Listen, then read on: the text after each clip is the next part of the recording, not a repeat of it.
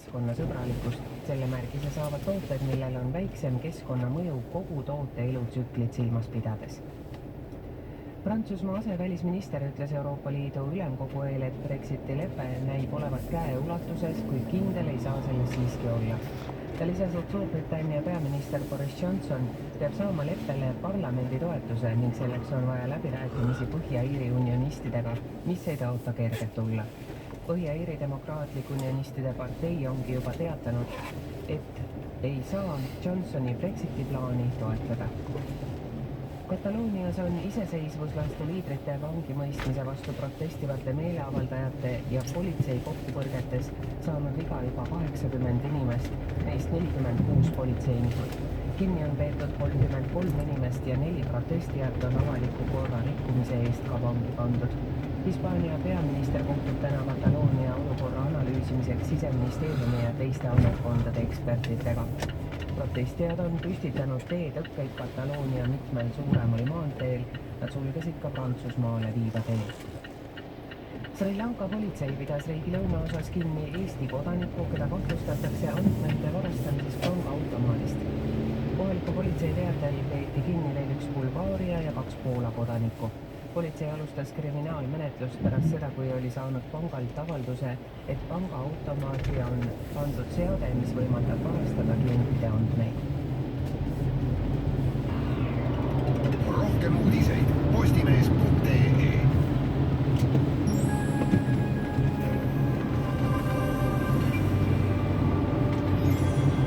Ilma teevad Volvo Select uuskasutusautod Infoautost, ainsast volitatud Volvo esindusest. Ilmaaja punkti andmetel on täna pilves ilma sajab vihma, aga õhtupoole jääb sajuvõimalus vähemaks. Puud muutliku suunaga tuul 3-9, rannikul puhangeti 16 meetrit sekundis. Õhtupoole nõrgeneb ka tuul ja sooja on kuni 14 kraadi. Praegu Tallinnas 8, Tartus on 12 ja Pärnus sooja 11 kraadi. Ilma teevad Volvo Select uuskasutusautod Infoautost, ainsast volitatud Volvo esindusest.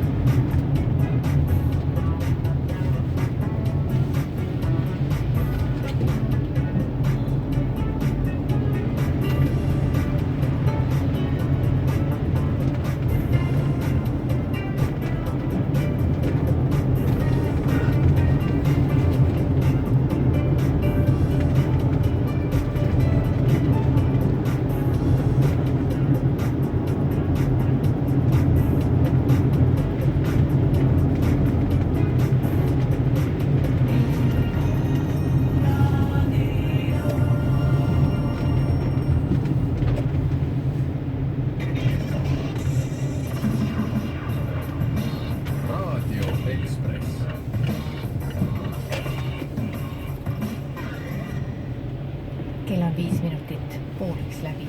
Läheme Raadio Ekspressi juttudega edasi. Tänasel maailma toidupäeval teevad meie tootjad kokkuvõtteid tehtust ja räägivad tulevikust.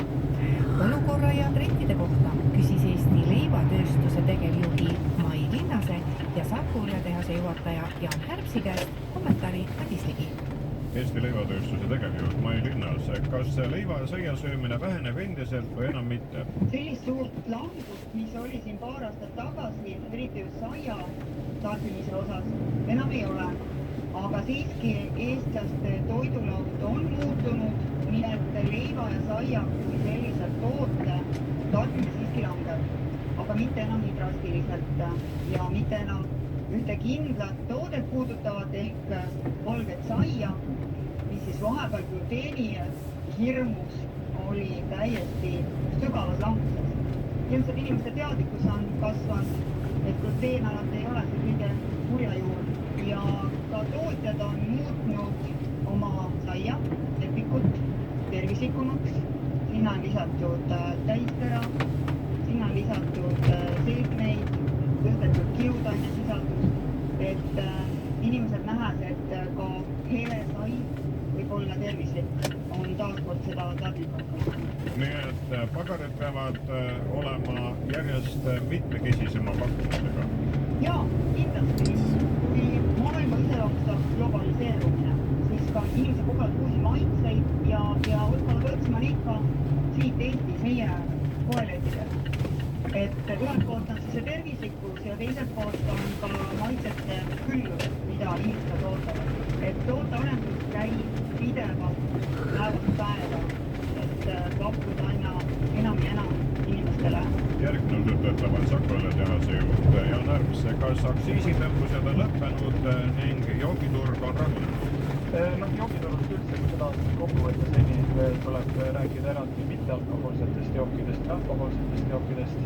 Kõigepealt, kui rääkida mittealkohoolsed joogid, mahlad, need karastusjoogid, siis kindlasti seda aastat iseloomustab teatav stabiilsus, mõningal puhul ka hästi väike langus, aga põhjuseks ilmselgelt see, et eelmisel aastal 2018 oli meil ikkagi Eestis rekordsuvi ja see tulemused mõjutavad. Üldiselt võib kirjeldada, et olukord on stabiilne. Alkoholi puhul on juhtunud alates juunist alkoholi aktsiisi langetused. Tõepoolest on mõjunud siis negatiivselt Läti piirikaubandusele, siis Läti piirikaubandus on täna siis langustempos kuskil selline -30–35% ja teisest küljest siis Soome turistid on jälle leidmas Eestisse tee ja nende arv on viimase 2,5 kuu jooksul kasvanud, samas kui varasemalt esimesel poolaastal oli jälle kuskil selline 10% langus. Millisena näete tulevik? Me oleme tegelikult optimistlikud jällegi turistide külastatavuse ja nende kaasostude osas järgmisel aastal. See tendents, mis me täna näeme, et seal on kasvu, ma usume, et see jätkub ka järgmisel aastal, esimesel poolaastal kindlasti, võib-olla mõnevõrra ka järgmistel kuudel, et ja mida ma tooks võib-olla välja, et see ei ole nüüd selline kitsam mõju ainult tööstusele, kes sellega seotud on, vaid ikkagi laiem positiivne mõju läbivalt läbi sektorite kogu Eesti majandusele. Et räägime me siis näiteks teenindavast sektorist, hotellindusest, restoranidest, millest iganes, et see on igatipidi nagu, usun, et sellest tuleb pikemaajalise positiivne mõju Eestile. Kas need väga arvukad käsitööletegijad on suurte käest turgu ära võtnud? Olukord selles suhtes Eesti koduturul on stabiilne, et nii tootjate kui ka siis ütleme suurtootjate, väiketootjate osas erilist suurt kasvu nende osas esile tuua ei julgeks, küll aga kindlasti nüüd koduturu kosudes selles osas, et kui nüüd Läti piiril ostlemine väheneb, kindlasti sellest võidavad ka väiketootjad. Ja rahval janu on? Rahval janu on selline mõõdukas, nii nagu on ta ka eelmisel aastal olnud, et jällegi loomulikult ka lahjad alkoholi mõjutab väga palju kas suvine periood ja kui soojad on suveilmad, aga üldiselt on selline suhteliselt selline janu inimestel on pigem stabiilne. Radio Ekspress.